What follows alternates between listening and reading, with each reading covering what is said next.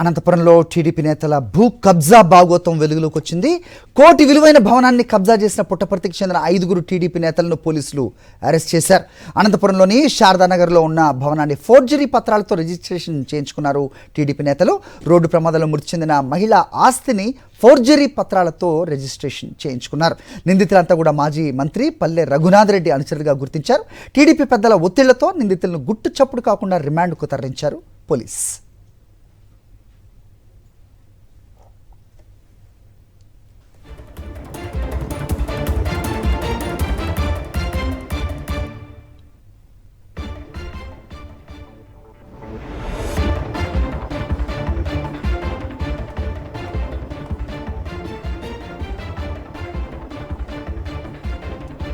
Right, కబ్జా కోరులు, అలాగే rowdyism, శాంతి భద్రతలు పూర్తిగా పోవడం, ఇవన్నీ కూడా ఆంధ్రప్రదేశ్ రాష్ట్రంలో నిత్యకృతమైపోతున్న పరిస్థితుల్లో ప్రస్తుతం అనంతపురంలోని శారదానగర్లో ఉన్న ఒక భవనాన్ని కబ్జా చేసిన టీడీపీ నేతలనే వార్త చూస్తున్నాం. కరెస్పాండెంట్ శివారెడ్డిని అడిగి మరిన్ని వివరాలు తెలుసుకునే ప్రయత్నం చేద్దాం. శివారెడ్డి, చెప్పండి. ప్రతిరోజు ఏదో ఒక వార్త, ప్రతిరోజు మీరు రిపోర్ట్ అందిస్తూనే ఉన్నారు. టీడీపీ నేతల భూ కబ్జా భాగోతం ప్రస్తుతం వెలుగులోకి వచ్చింది. ఏం జరిగింది, అప్డేట్ చెప్పండి.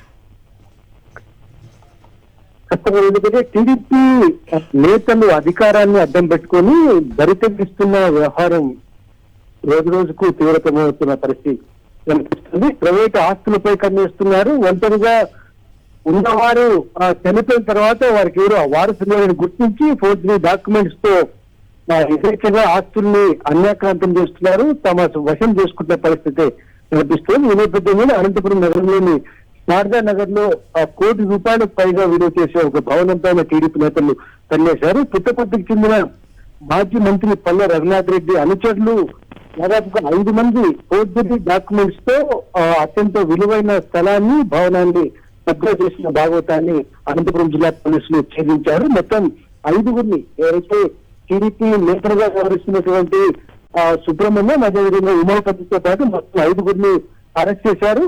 వారితో పాటు మిగతా కొందరిపై ఇన్వెస్టిగేషన్ అయితే జరుగుతుంది. అయితే ఈ మొత్తం వ్యవహారానికి సంబంధించి పోలీసులు గోప్యత పాటించడం, టీడీపీ నేతలను మీడియా ముందు ఉంచుకోకుండా నేరుగా కోర్టులో ప్రవేశపెట్టి రిమాండ్ తరలించడం అనేక అనుమానాలకు దారితీస్తుంది. ఎందుకంటే చిత్తా కేసుల్లో మీడియా సమావేశాలు ఏర్పాటు చేసే పోలీసులు, అదేవిధంగా ఊరేగింపులు చేసే పోలీసులు అత్యంత తీవ్రమైన నేరానికి పాల్పడ్డ ఇట్లాంటి వారిని కనీసం మీడియా చూపుకోకుండా, ఎక్కడా పరేడ్ నిర్వహించుకోకుండా నేరుగా కోర్టుకు హాజరుపరిచి ఆ తర్వాత రిమాండ్ పెట్టడం కూడా పూర్తి స్థాయిలో విమర్శలు వ్యక్తమవుతున్నాయి. మొదలైతే అధికారాన్ని అడ్డం పెట్టుకొని అధికారులను మేనేజ్ చేస్తూ అక్రమంగా రిజిస్ట్రేషన్ కి ఫోర్జరీ డాక్యుమెంట్స్ తో ఇట్లాంటి వ్యవహారానికి పాల్పడుతున్న వారిపై కఠిన చర్యలు తీసుకోవాలని బాధితులు డిమాండ్ చేసిన పరిస్థితి కనిపిస్తోంది. హరి.